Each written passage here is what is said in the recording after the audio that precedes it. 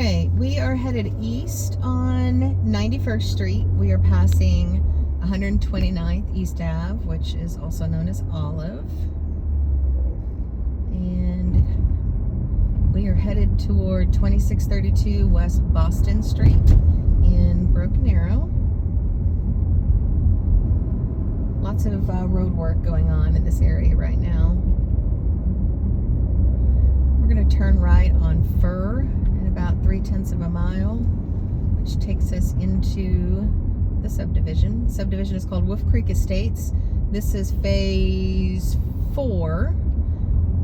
Wolf Creek was built in the late 70s, early 80s. This particular house was built in 1980. It has 4 bedrooms, 2 baths, 1,931 square feet. It's on 0.16 acre.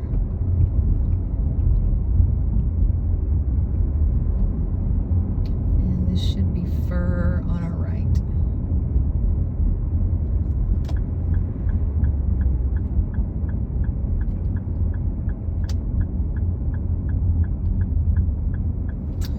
Wolf Creek Estates does not have an HOA. Now there are some rules in place as far as what you can and can't do, but there's no HOA, there's no association. We do have speed humps on this road, so it keeps traffic down significantly. Just gonna kind of pan and show you what all the neighbors' houses look like. So we're a block into the neighborhood. I like specifically that this house on Boston is about 1, 2, 3, 4, 5 blocks into the neighborhood. And we have a stop sign here about block 3. So again, keeps the traffic pretty low. All the houses in Wolf Creeks are well maintained. I'm not seeing any broken down cars. We do have a police officer living right there. That's a good sign too. Not seeing any super overgrown yards. As a matter of fact, I'm seeing some really well-maintained yards and flower beds.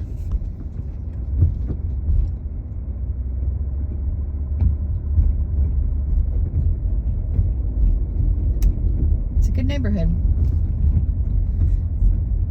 All right, we're pulling up on Boston. We're going to take a left, and then it's going to be the second house on our left. So these houses you're looking at are on your block right now.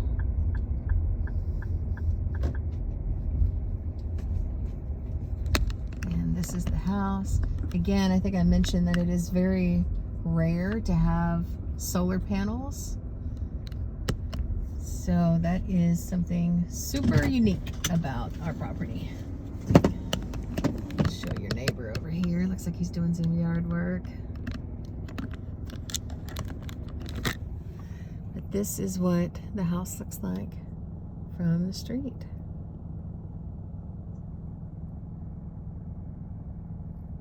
Let's go take a look inside.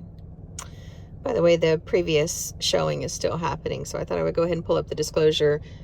Gas supply public, they say is, I'm sorry, I'm looking for anything that's not working or in the do not know if working category. So that it has an old intercom system.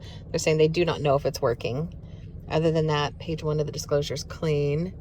Page 2, we're looking for anything in the yes category. I don't see anything, so that's clean. By the way, this would tell us how old the roof is if they know. They do not know. They've not replaced the roof since they've owned it.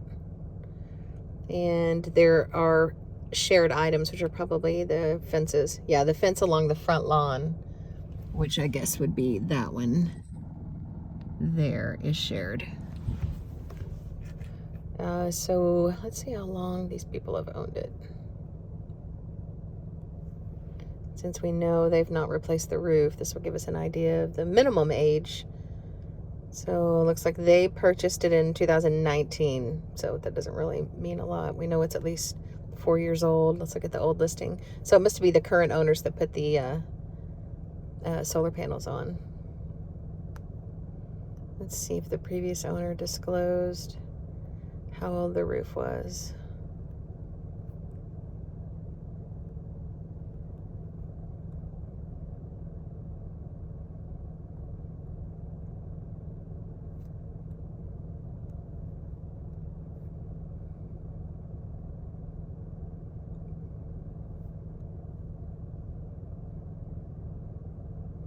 Okay, so this is the previous owner's disclosure to the current owner back in 2019. At that time, the intercom was not working, the security system was not working. They also did not know how old the roof was, and there had been a termite bait system, preventative bait system installed, and they also disclosed that the fence was shared. Let's see if I can find any old ones. Then it was rented back in 2015. So, no idea about the roof, which is why it's super important to have a really good home inspector check it out good. Okay, here we are. I can tell by looking at the roof that it is older. It's a 3-tab as compared to an architectural grade shingle. So we get a lot of high wind and hail damage in Oklahoma.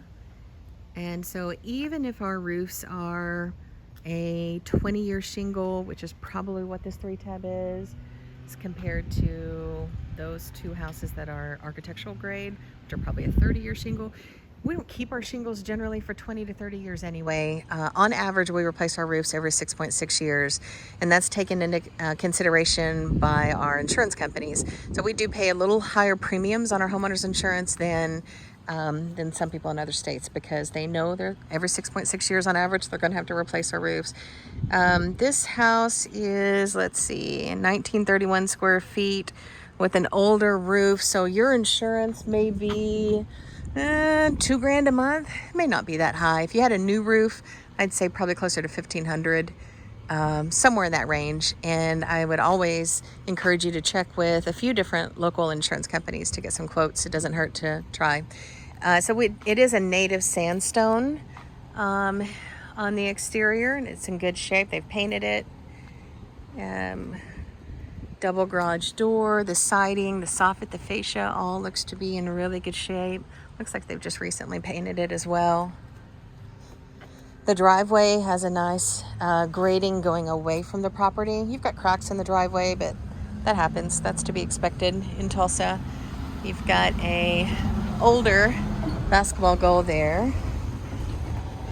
Really, theoretically, these bushes should be cut back away from the property. That's something the inspector would recommend that you do. It's just part of a typical home maintenance. You can see where they've had their Christmas lights. There's the little adapters or connectors. Looks like we've got vinyl siding up on the chimney, so you don't have to worry about wood rot.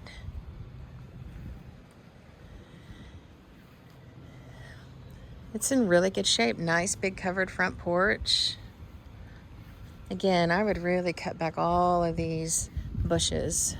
Looks like we've got the original aluminum windows. They are usually prone to losing their glaze and becoming hazy. Doesn't really affect the use of the window, but it just is a cosmetic eyesore. Those look like newer vinyl windows there. One has a screen, the one on the right, the one on the left doesn't. But as far as condition, the siding, the soffit, the fascia, the rock, everything looks to be in really good shape. There's Candace on our team here to meet me. Hi, how are you? Good.